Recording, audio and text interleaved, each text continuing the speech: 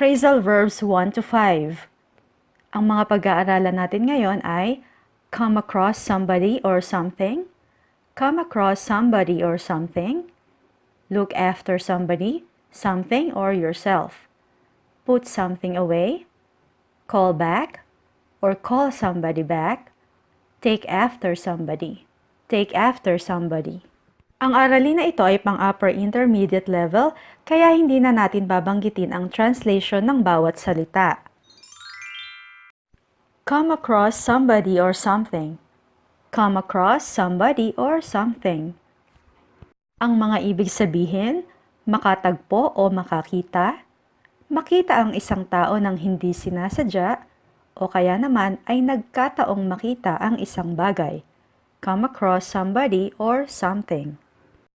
Gamitin natin ang come across sa mga pangungusap. Unang halimbawa, Domingo is the weirdest person I have ever come across. Domingo is the weirdest person I have ever come across. Ang ibig sabihin, si Domingo ang pinakakakaibang taong nakatagpo ko. Isa pang halimbawa, whose lighter is this? Whose lighter is this? Kaninong lighter to? I came across it in a drawer. I came across it in a drawer. Nakita ko ito nang hindi sinasadya sa drawer. She came across a diamond ring while cleaning. She came across a diamond ring while cleaning. Ibig sabihin, nakakita siya nang hindi sinasadya ng isang diamanting singsing habang naglilinis. She came across a diamond ring while cleaning. I have never come across anything like this before. It's so pretty. I have never come across anything like this before. It's so pretty. Wala pa akong nakitang katulad nito kahit kailan. Ang ganda-ganda. Isa pang halimbawa ng phrasal verb na come across, he is the most difficult boss I have ever come across. He is the most difficult boss I have ever come across. Siya ang pinakamahirap na amo na nakatagpo ko. Na pwede rin maging ibig sabihin ay siya ang pinakamahirap na naging amo ko. He is the most difficult boss I have ever come across. Ang susunod na phrasal verb na ating aaralin ay look after somebody, something, or yourself. Look after.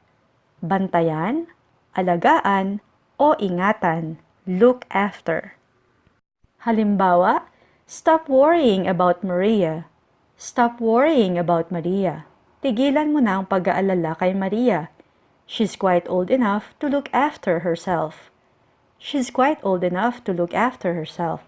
Medyo matanda na siya para alagaan ang sarili niya. Christy is still very ill and is being looked after by nurses in the hospital. Christy is still very ill and is being looked after by nurses in the hospital. May sakit pa rin si Christy, kaya binabantayan siya ng mga nurses sa ospital. The nanny found out that looking after young twins on her own was not easy.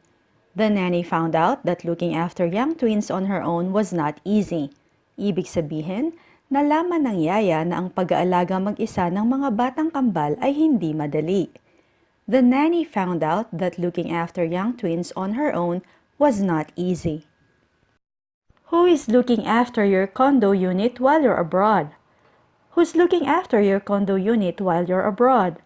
Sino ang nagbabantay ng condo unit mo habang nasa ibang bansa ka? Who's looking after your condo unit while you're abroad?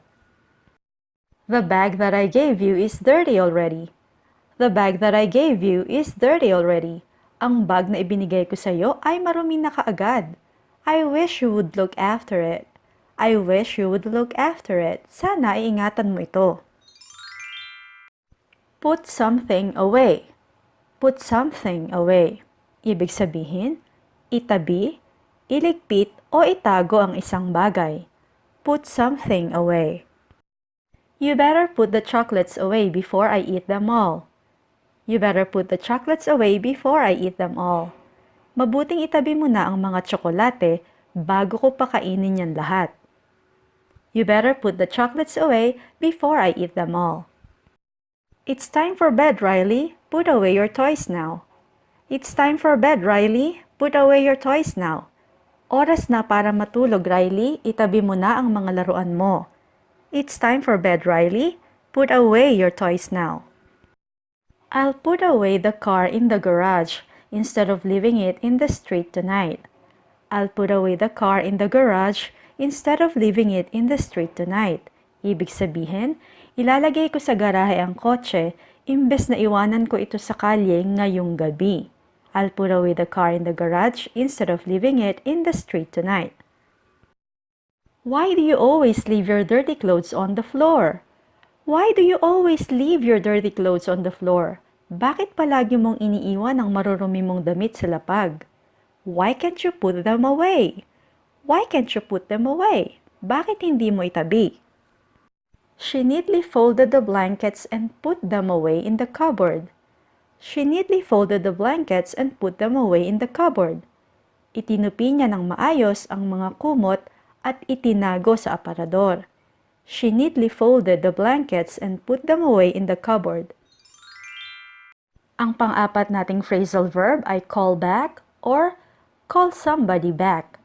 Call back, tumawag ulit, or call somebody back, tawagan ang taong tumawag kanina. I think Mr. Almari is still in a meeting. Can you call back later? I think Mr. Almari is still in a meeting. Can you call back later?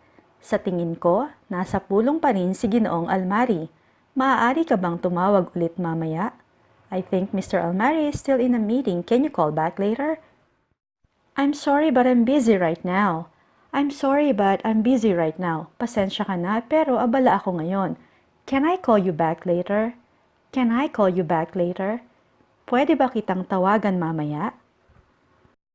I phoned Jeuk many times earlier, but he never called me back. I phoned Jeuk many times earlier, but he never called me back. Tinawagan ko ng maraming beses si Jeuk kanina, pero hindi niya ako tinawagan. Ryzen left a message for you. Ryzen left a message for you. Nag-iwan ng mensahe para sa iyo si Ryzen. Can you call him back? Can you call him back? Pwede mo ba siyang tawagan? Jane wasn't in when I phoned the first time, so I called her back later. Jane wasn't in when I phoned the first time, so I called her back later. Ibig sabihin, wala si Jane noong unang beses ko siyang tinawagan, kaya tumawag ulit ako. Jane wasn't in when I phoned the first time, so I called her back later. Ang panglimang phrasal verb na pag-aaralan natin ay take after somebody. Take after somebody na ang ibig sabihin ay maging kamukha o magkatulad ang itsura, kilos o gawi sa nakatatandang miyembro ng iyong pamilya. Sa salita natin, ito ay yung magmana. Magmana sa tatay o sa nanay. Take after somebody. Halimbawa, who do you take after? Your mother or your father? Who do you take after? Your mother or your father? Na ang ibig sabihin ay sinong kamukha mo, nanay mo o tatay mo?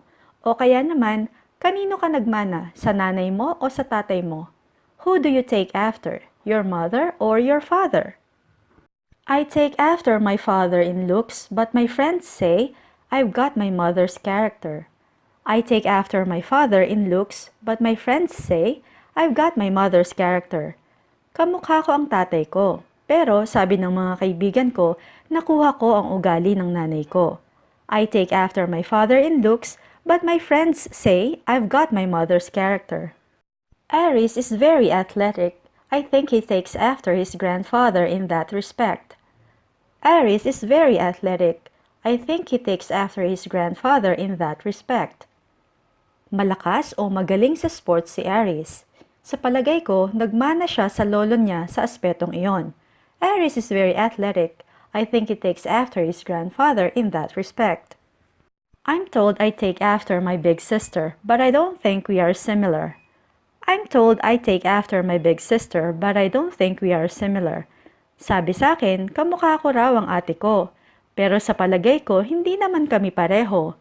I'm told I take after my big sister, but I don't think we are similar. I take after my mom because I've got big hazel eyes like her. I take after my mom because I've got big hazel eyes like her. Kamukha ko ang nanay ko dahil ang mga mata ko ay malaki at kulay hazel katulad niya. I take after my mom because I've got big hazel eyes like her. Reviewin natin ulit ang 5 phrasal verbs na pinag-aralan natin sa videong ito para mas madali nating matandaan. Una, come across somebody or something.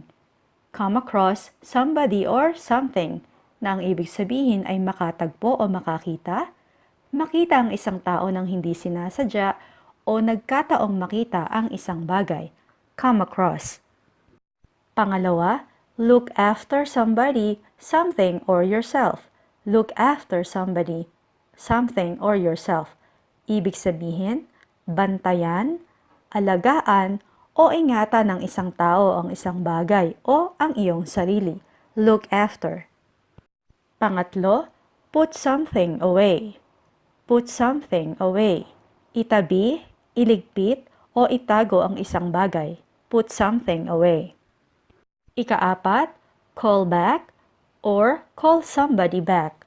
Call back, tumawag ulit. Call somebody back, tawagan ang taong tumawag kanina. At ang panglima, take after somebody. Take after somebody. Maging kamukha o magkatulad ang itsura, kilos o gawi sa nakatatandang miyembro ng iyong pamilya. Sa madaling salita, magmana. Take after somebody. Sana ay makatulong ang video na ito sa iyong pansariling pag-aaral ng wikang Ingles. Para mapanood mo ang mga susunod na aralin, mag-subscribe lamang sa OFW English. Hanggang sa muli, maraming salamat po.